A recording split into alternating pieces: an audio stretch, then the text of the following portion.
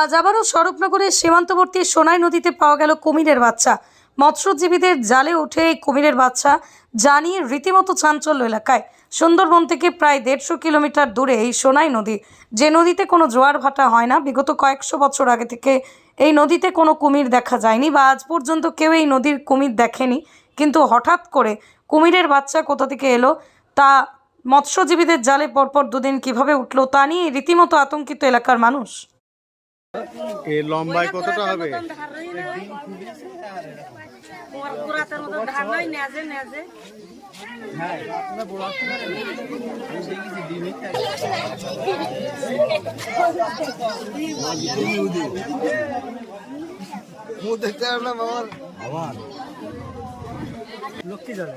লক্ষ্মী জালে কখন পেলেন?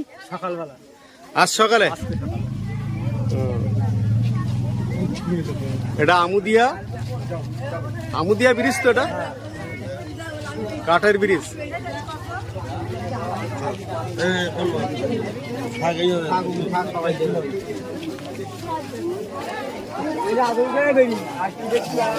এ কি জীবিত আছে নাকি এখনো?